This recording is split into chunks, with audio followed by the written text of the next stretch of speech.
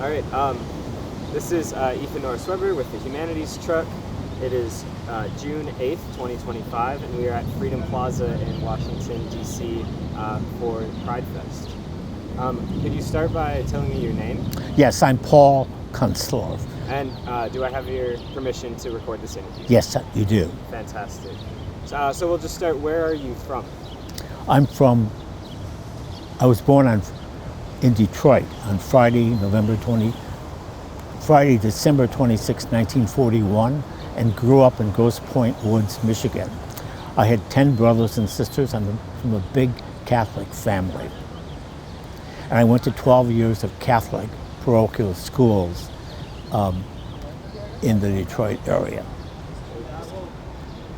And so what brings you down to the Freedom Plaza today? Well, I have been involved in the gay rights movement for more than 63 years. Well, let's start from the beginning, okay? I went to Notre Dame High School in Harper Woods, Michigan. On Halloween, a close personal friend, Joe Lupo, came to me and said, "You want to take me downtown this evening because the queers come out on Halloween." And I was really intrigued. So we got down on this Halloween, and there were several blocks, there were hundreds of teenagers. And I thought, wow. And drag queens with their black tie escorts would arrive and the cameras would flash, and I thought, wow, this is really something. Anyways, as a result of that experience, I knew that I was gay. I had very early sexual awareness, and I was attracted to men. I started going downtown on the Greyhound bus to Grand Circus Park in downtown Detroit, and I would get picked up. Well, somebody told me that queers go to Toledo, Ohio on New Year's Eve. And so on New Year's Eve, 1960, I took a Greyhound bus from downtown Detroit to downtown Toledo, Ohio, and arrived about 10 minutes past 11. I walked around town, and I actually had an encounter with a woman who was pimping her daughter. But about 11:50 p.m., I came around the corner. I saw this big red neon sign that said bar. So I somehow had a feeling this is where I wanted to be, and I walked in. It was very, very crowded, and I sat down, and this drag show began. I was sitting next to two guys. One of them was a swimmer on the U.S. Navy swimming team. After a while, they said, "Would you like to go to another bar?" I said, "Sure." So we got in their car, and we drove over to Monroe Avenue, and we came into the Scenic Bar, and there were all these other young men just like me.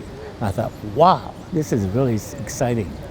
And I spent the night with them at the YMCA in downtown Toledo, and took home. Anyways, the following Saturday, I was back on the Greyhound bus going down to Toledo, Ohio.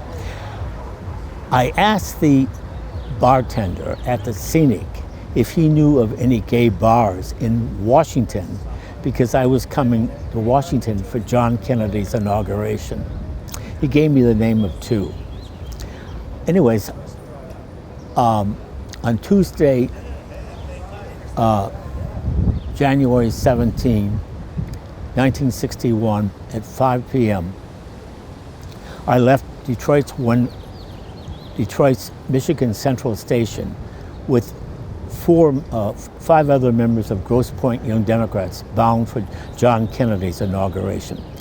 The train from Chicago emerged in Ohio, and everybody on board was going to John Kennedy's inauguration.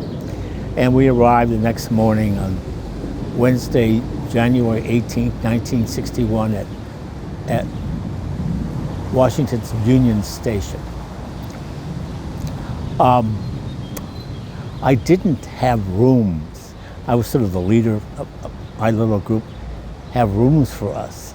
So the Michigan delegation was being housed at the Mayflower Hotel. So we went to the Mayflower.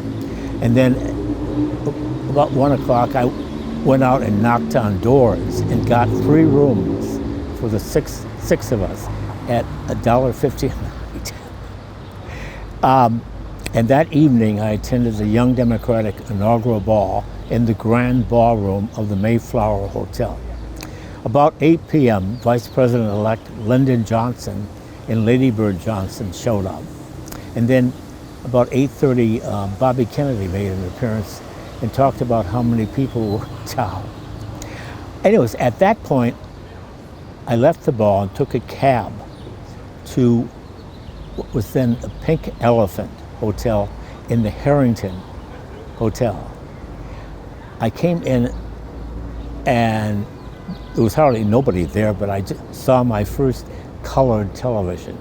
I walked over, then I walked over to 9th Street to Carroll's, and it wasn't anything. So I went back, and the bar was breaking up.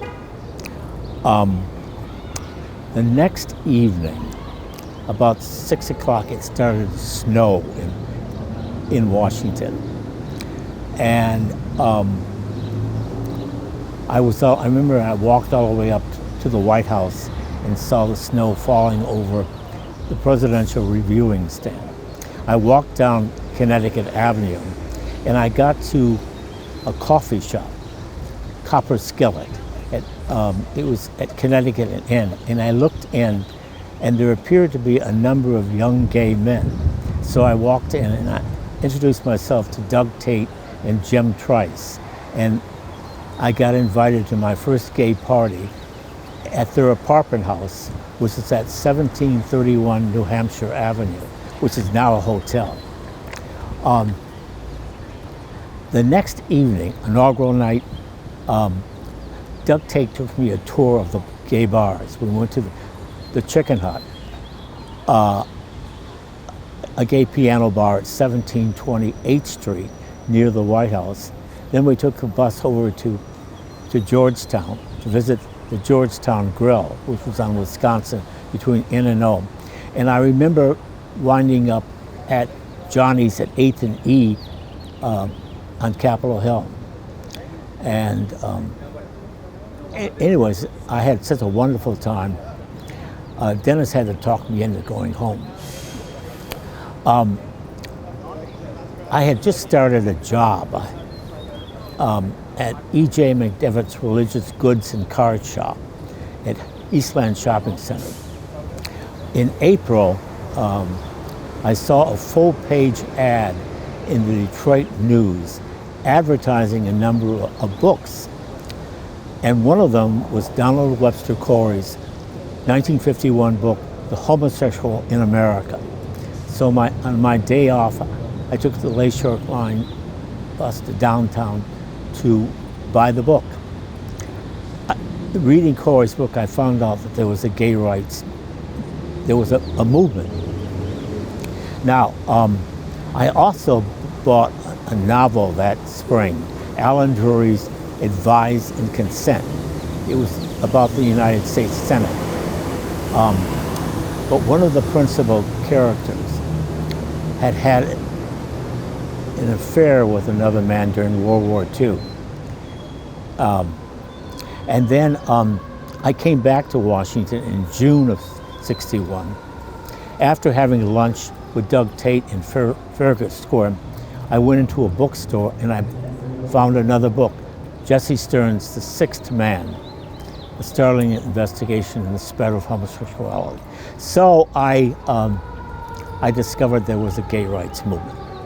I came back again in late September to visit, and then I decided I would move to Washington. So I moved to Washington on Thursday, December 28, 1961. Now, on Sunday, February 25, 1962, at the Chicken Hut, Bill Fry, who was the manager knew that I was interested in the gay rights movement. He brought me over and introduced me to Dr. Franklin Kameny. Kameny was then 37, was president of the Mattachine Society of Washington, and had an apartment at 2435 18th Street. Frank invited me to attend the next Mattachine Society meeting. So on Tuesday, March 6, 1962, at Earl Aiken's apartment on Harvard Street, I became the 17th member of the Mattachine Society. At age 20, I was the only minor then involved in a tiny gay rights movement consisting of about 150 people in 5 American cities. We had 3 major concerns. First of all, there was a total prohibition of gay men and lesbians working in both the federal and the district governments. We were denied security clearances necessary for government-related jobs, and the American Psychiatric Association classified homosexuality as a mental illness. Those. I have a quick question actually about the 17 folks. Were most of the other folks in the Mattachine Society at the time, were they, like Frank Kameny, kind of involved in federal employment? Yes, they had, beforehand? many of them had lost their jobs. So you were one of the few who wasn't in that? No, that's right. That's Frank. But Bruce Scott had lost his job with the Labor Department. There were a lot. That was primarily a group of people who had lost their jobs, gay people who had lost their jobs in the federal government, and that's why Mattachine Society was. It was at the Hay Adams Hotel in November of 1961. They had the first organizational meeting.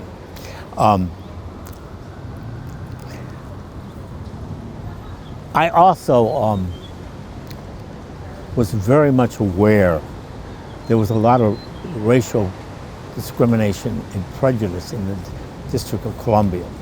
And I thought that the status of African Americans and of women would have to change if the status of gay people were going to change. So on Wednesday, August 28, 1963, I was one of 210,000 people who participated in Dr. Martin Luther King Jr.'s March on Washington for Jobs and Freedom.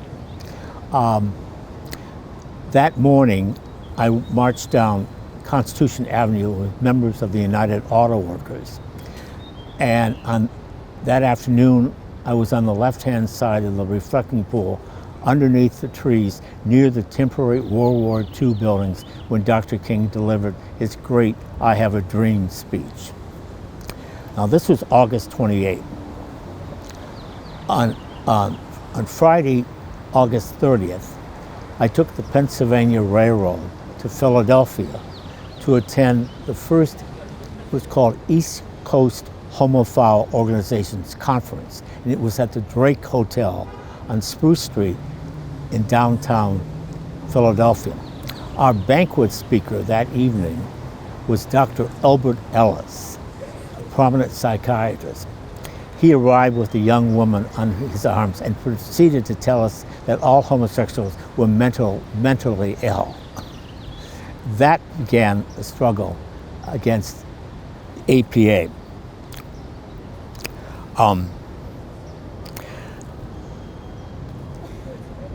Then on Friday evening, April 16, 1965, Frank Kameny called me at my apartment. I lived at 521 7th Street, Southeast, to tell me that there was going to be a gay rights picket in front of the White House, and would I come? Well, the next morning I was on my way down to buy a poster board, and I was at Union Station. I saw all these buses arriving. For the first 25,000 people had come for the first anti-Vietnam War demonstration. Now, I had made a poster, and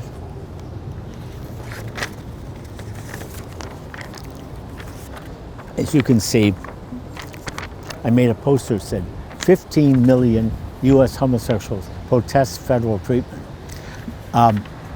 We had agreed to meet at the small Triangle Park at Pennsylvania 18th and 8th Streets. Jack Nichols was there, and he saw my poster and he said, "I want that poster." So I said, "Yeah, you can have it." So we crossed Pennsylvania Avenue. We walked down Pennsylvania Avenue and got in front of the White House. And I looked across the street, and there appeared to be about 30 photographers waiting for the light to change. And they did, and they started photographing us. And which I kept hiding my face behind my picket sign.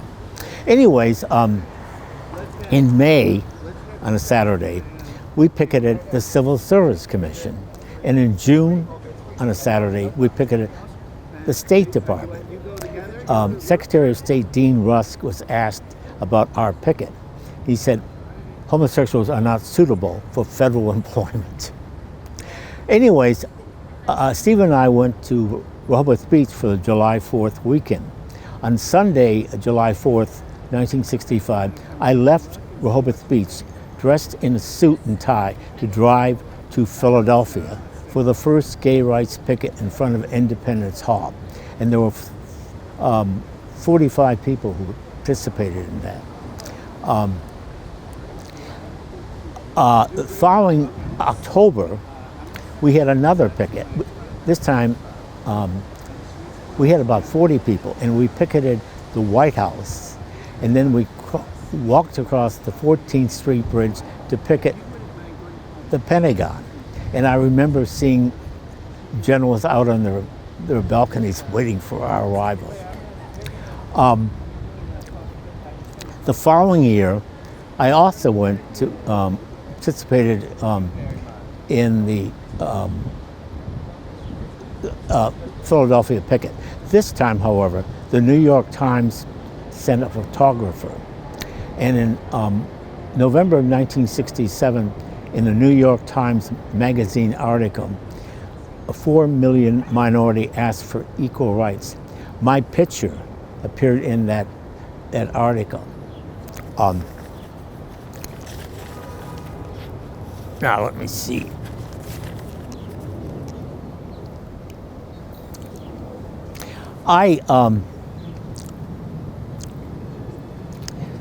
In the middle of the late 60s, I became involved in a rather big way in the anti-Vietnam War movement, and I went to all the pickets.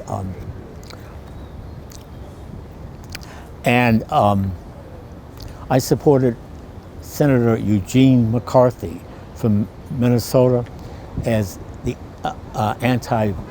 he was running against President Lyndon Johnson. And I remember President's Day weekend, I went on 2 buses from Georgetown University to New Hampshire to campaign on McCarthy's past. And I went back to New Hampshire twice the next 2 weekends to campaign. And McCarthy did extremely well. He got 42% of the vote. And because of the nature of how the ballot, he won all the delegates.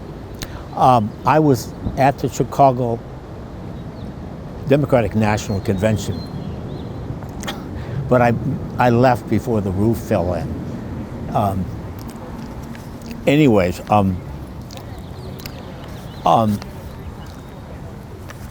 later,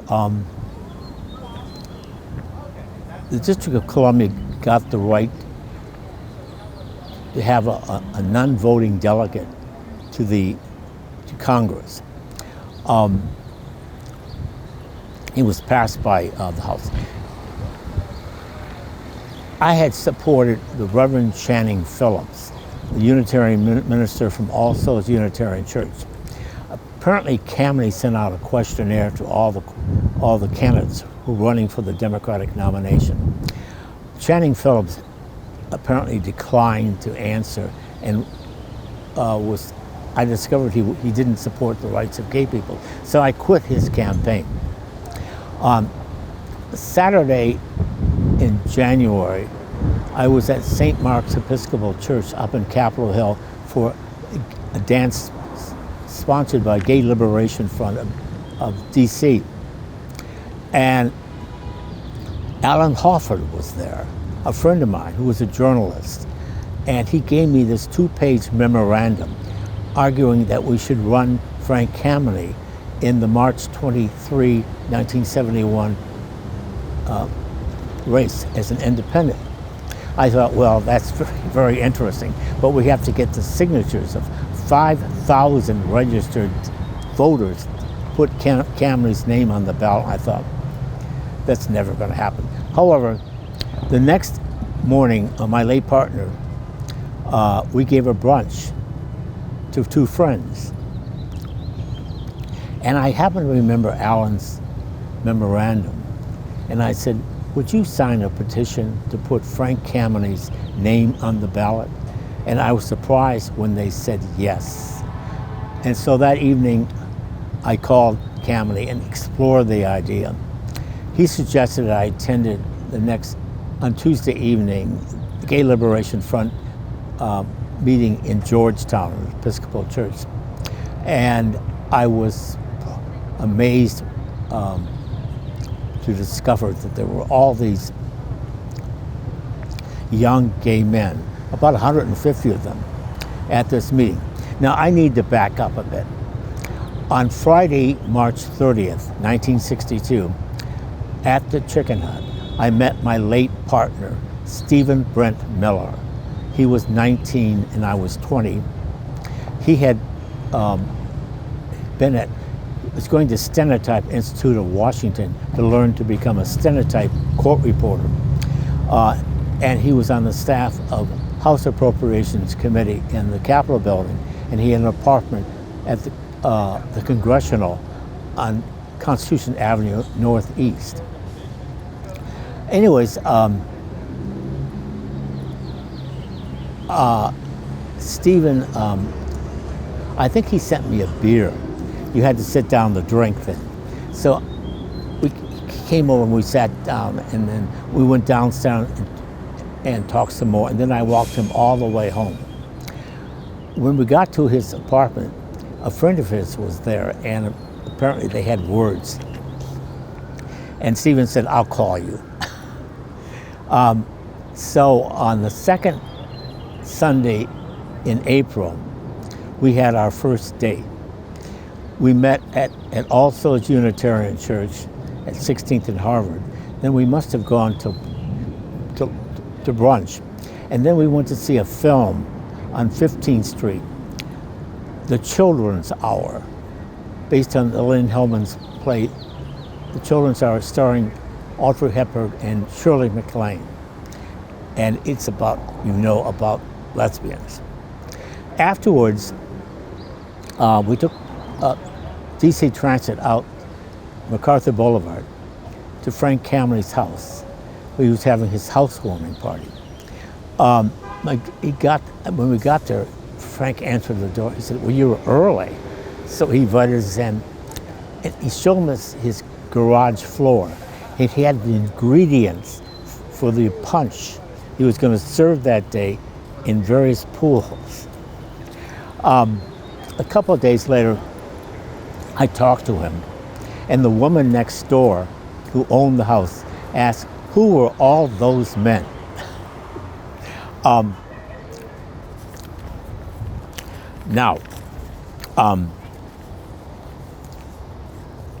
In March of 1975, David Goodstein, who owned The Advocate, the Los Angeles newspaper, called an invitational conference at the Chicago O'Hare Hyatt Regency Hotel. There we established the Gay Rights National Lobby, and it was a board member. There were 15 men and 15 women on the board of directors.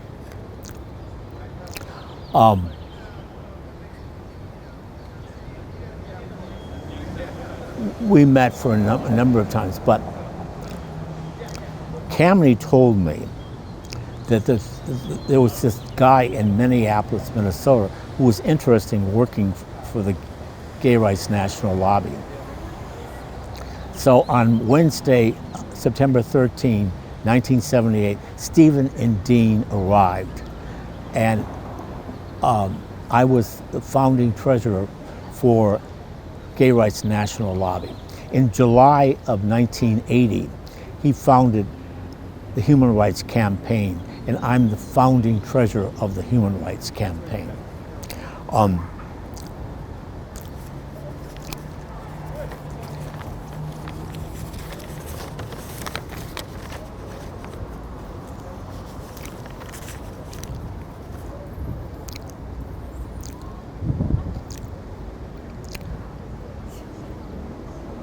The next thing I guess I would talk to you is about Frank Kameny ran for Congress. His headquarters was right over there.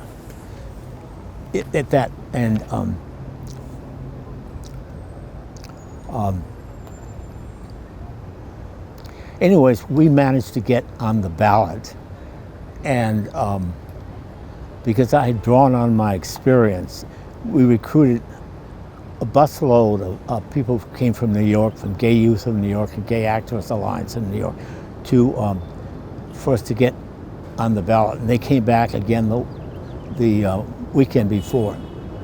Anyways, Frank Kameny, of the 6 candidates, he ran 4th, but he ran ahead of the Reverend Douglas Moore, who was the Black Power candidate. Time magazine, in the review of the campaign, said that gay power had beat black power.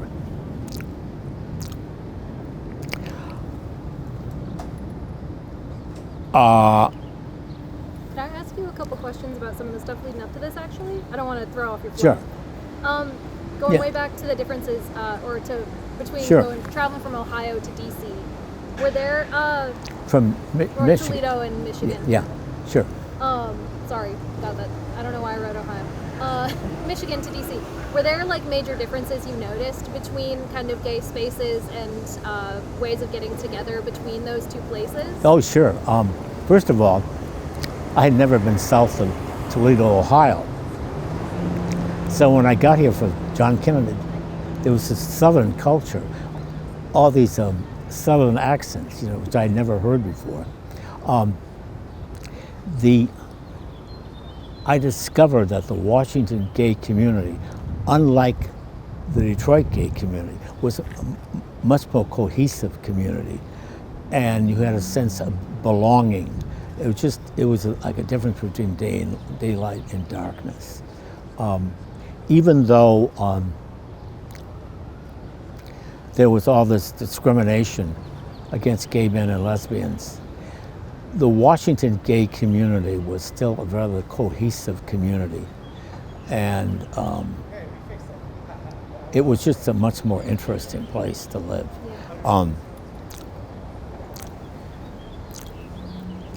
Now,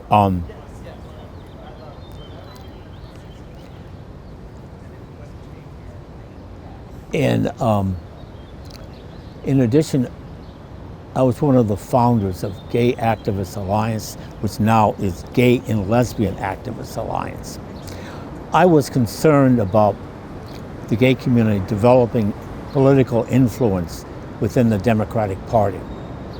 So, one evening in January of 1976, I called a meeting at my house at 745 3rd Street, and we founded the Gertrude Stein Democratic Club, which is now the Capitol Stonewall Democratic Club. And then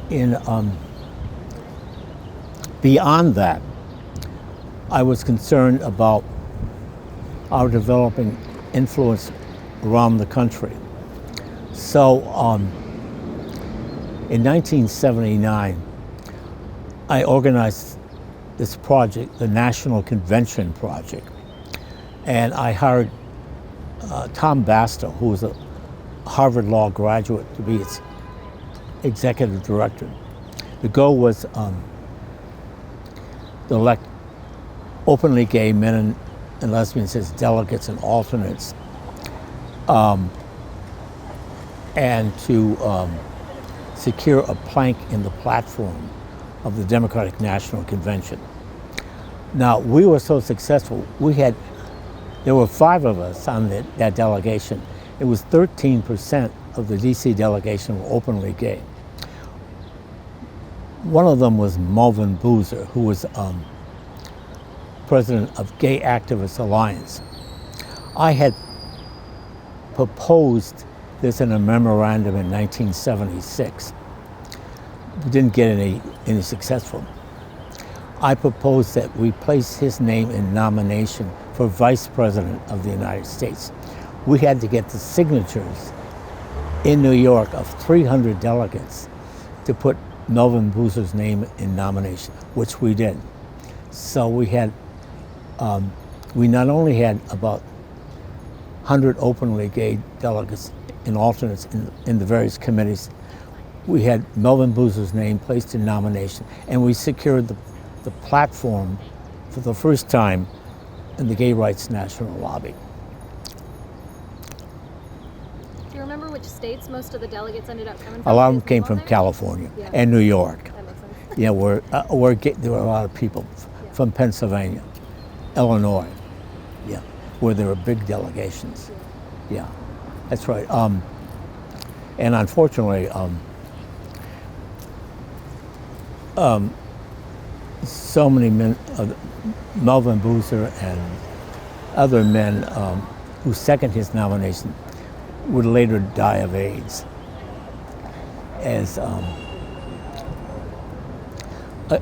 great number of the past presidents of GLAA died of AIDS.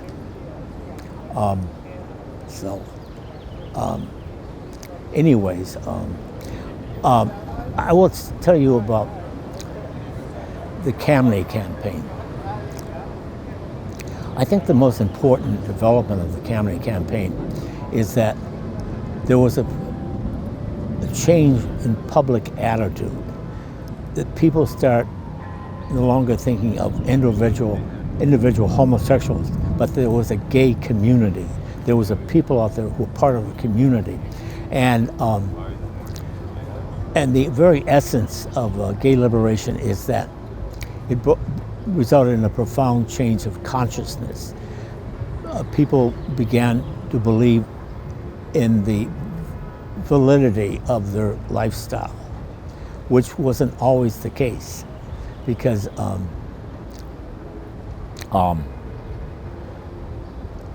of World War II, there were 3 great movements. There was the Civil Rights Movement, the Women's Movement, and the Gay Rights Movement. All grew out of World War II. With gay people, they left their small towns to serve it, and then they came back and they started settling in all these big port cities of New York, Los Angeles, and San Francisco. On my first trip to San Francisco in June of 1963, I crossed the San Francisco Bay Bridge at dawn on Thursday, June 6, 1963. I stayed at the Golden Gate YMCA on Golden Gate Avenue. The next afternoon, I went to see Hal Call, who was president of the Mattachine Society of San Francisco. He sat in his second floor Mission Street office on that lovely Friday afternoon and complained to me about a man whom he had never met. He said, "That Frank Kameny, he keeps using the word homosexual openly. Doesn't he know that we should remain quiet and allow the civil libertarians to speak on our behalf?" That was an indication of how influential Kameny was. He was probably the single most influential person in the history of the gay rights movement. And how did you, between going from, the Mattachine Society to the Gay Liberation Front, Gay Activist Alliance, Gay and Lesbian Activist Alliance, Sure. How did you see kind of the focuses, attitudes of those groups shift over 10 years plus? Well, there was a gradual change. Primarily, in response to the anti-war, the Vietnam War, and to the John Kennedy assassination. There was a cultural change here in Washington and all around the country. And people began to question authority. And just this whole thing, and that whole attitude that changed, it was really a profound change in attitude about life. And then I actually had a question about that first East Coast Homophile Yes. Organization conference. Correct. How many people, where were they all coming from? Like, how big was this first Well, conference? first of all, ECHO was composed of the Mattachine Society of Washington, the Mattachine Society of New York, the Daughters of Bilitis, and the Janus Society of Philadelphia. We met at the Drake Hotel. It was the first conference of a collection of gay organizations beyond simply individual organizations.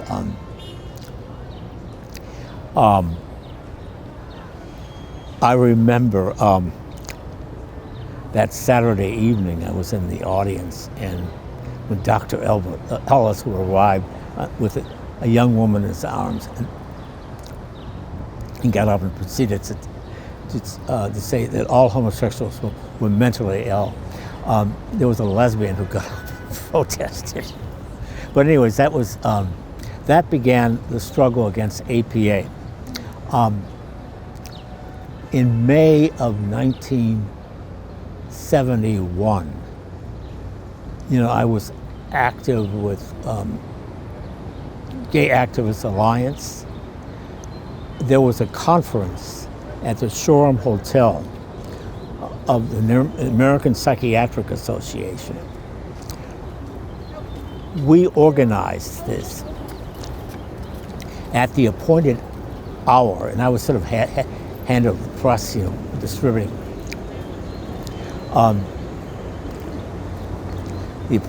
The doors flew open. All these young men from Gay Liberation came whooping in, and then Cammy raced to the podium and took over and denounced the psychiatrist.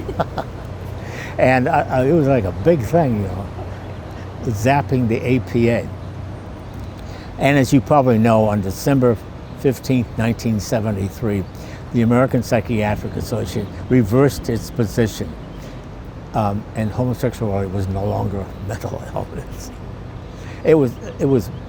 That was Brown versus Board of Education for the gay community. It was enormously important because this idea that you could hardly get your rights if you're considered to be mentally ill.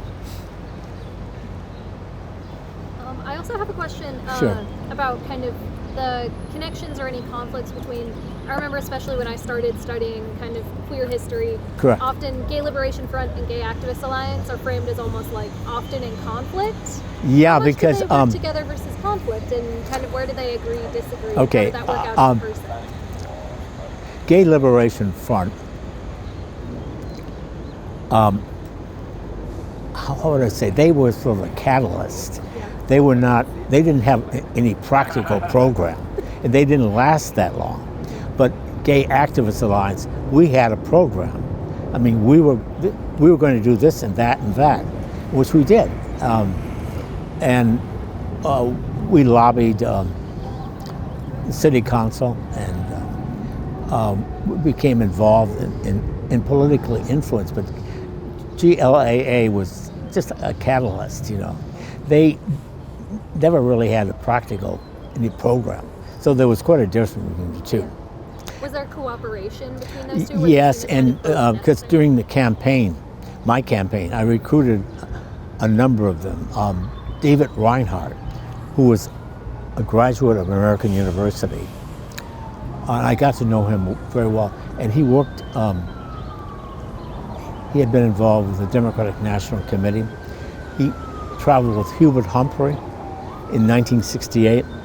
I got him to write a speech for Kameny, which Kameny, after considerable discussion, Kameny agreed to read David Reinhardt's speech. It was about the whole concept of gay people being part of a larger community. You know, we were part of like the Irish, the gays, the Jews, you know, in the city. And I got Kameny, but he over great opposition because he had very definitive ideas, you know, and it was very difficult at times to deal with him. And then I had a question about the bars that you would go to after you moved to DC. Yeah. One second. Wait till this.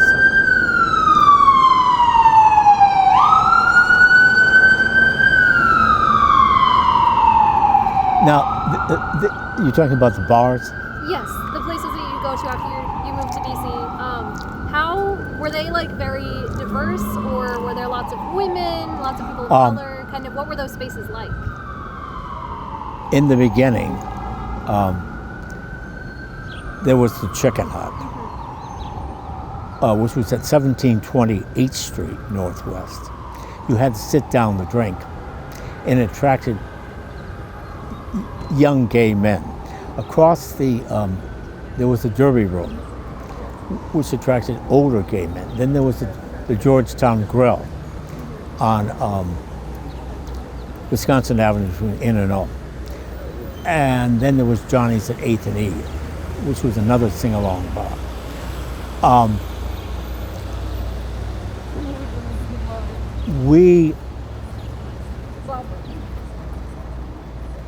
In the Mattachine Society, Dr. Lily Vincent joined, and then Eva Freund joined.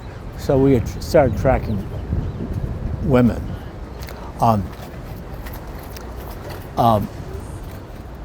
You had to sit down to drink. However, in 1968, there was a bar called the 1832 up in Columbia Road. And you could go there and you went up on the mezzanine and waiting to come downstairs to sit at a table. But they served drinks, and that became the first transitional bar. In May of 1968, there was the first super bar, the Plus One, opened on 8th Street Southeast, near the Marine Barracks. I remember arriving on a Thursday night in May of 1968, and there was a long line of young gay men, and all of a sudden I looked, and from the end of each street there were police cars that descended, and there were 4 police officers from each car, and they got out and approached the bar. Well, it wasn't like they attended, it didn't have any impact. Some of them said, well, what's wrong with the officer? You know, previously, gay people would run away, but there was a profound change of attitude. There was another a bar called from Johnny's called Joanna's, which was a lesbian bar. And gradually women became much more involved. In the human rights camp, HRC,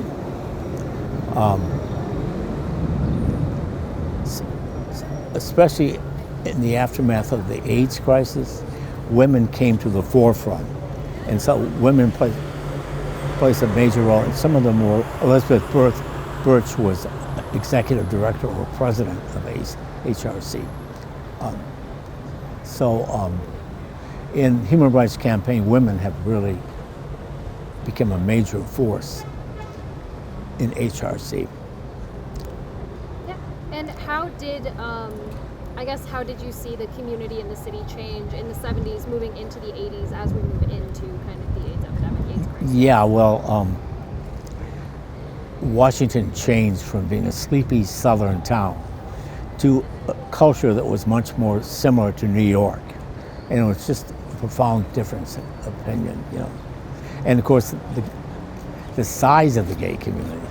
There used to be such a thing as being a new face in town. You know, now they're just,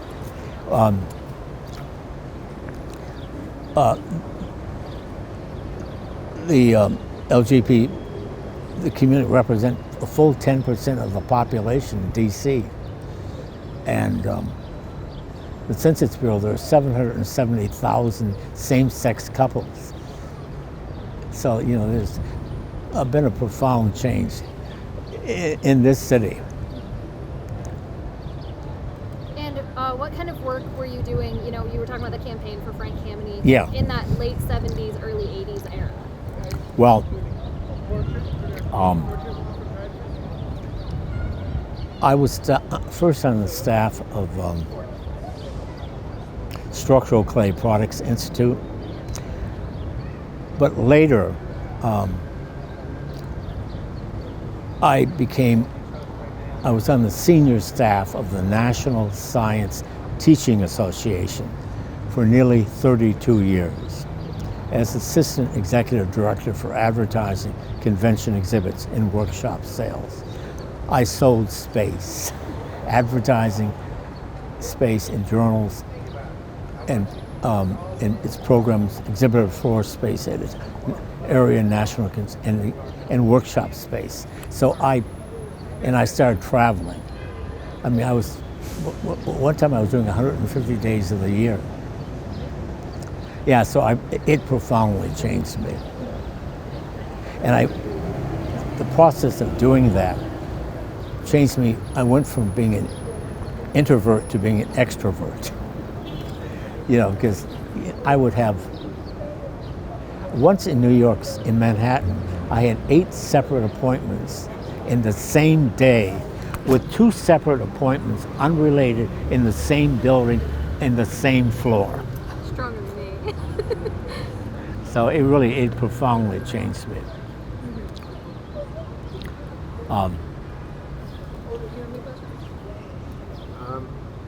I guess you answered a little bit about like what changed in DC, but is there anything that you've noticed, similarities and differences between the activism that you've done in the past and anything that you've been noticing now in present Pride activism? Well, there's so many. Okay.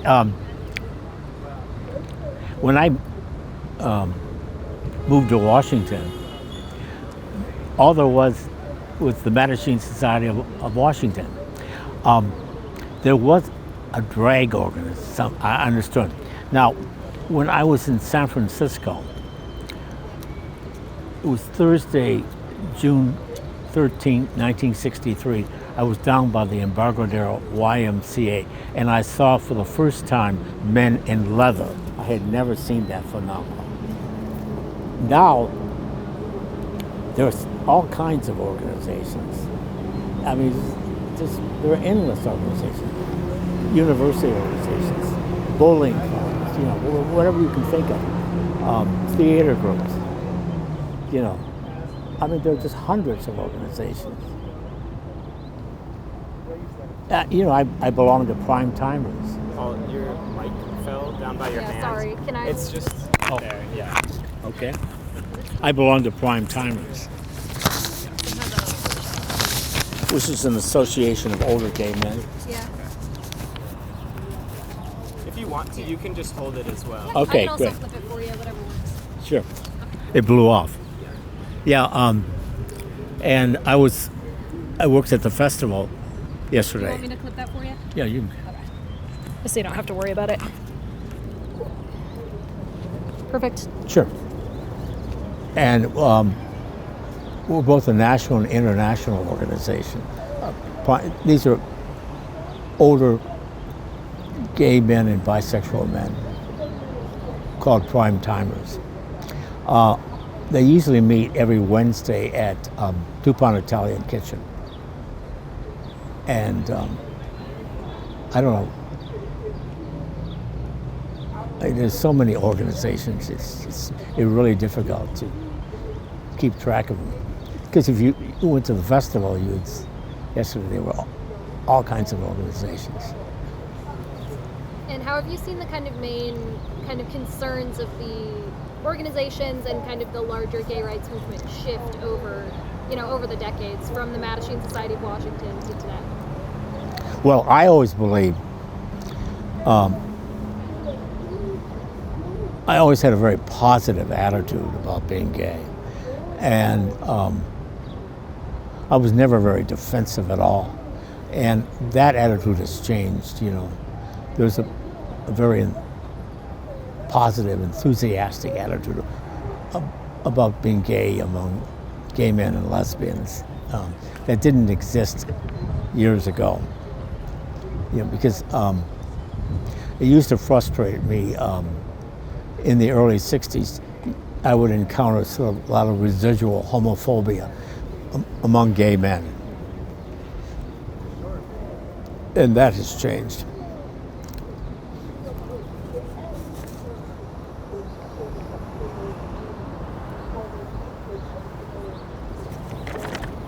What sort of work were you involved in, or the organizations you were a part of and everything involved in as kind of the 80s and the AIDS crisis sweeps through across the country, really?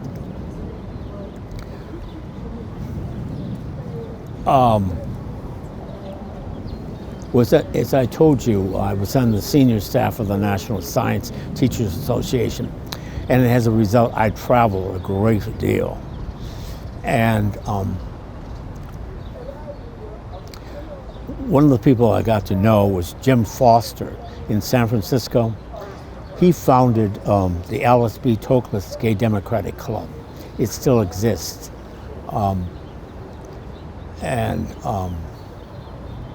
He was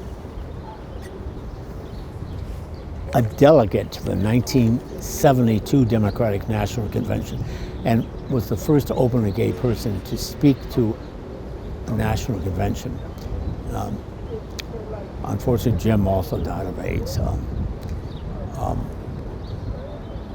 But I got to know people involved in the movement all around the country. Not just here in Washington, but in New York, Los Angeles, San Francisco, Chicago.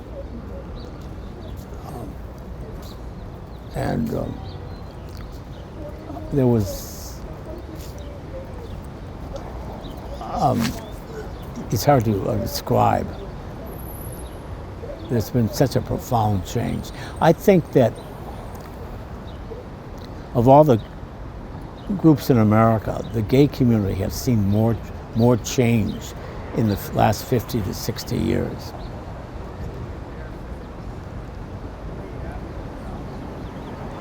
And did you see any organizing strategies? Did those shift in the 80s and 90s compared to those earlier stages? Like how communities got together and picketed and... Yeah, became much more sophisticated in the strategies, HRC, has a staff of nearly 200 paid staff people in the B'nai B'rith building on 17th and Rhode Island Avenue. And anyways, it's starting to rain again. Yeah. We can pause and then head inside if you want to keep going, or we can call it, or... Otherwise, if it's going to start raining hard. Yeah. Yeah. Yeah. We can maybe pause for now. Okay.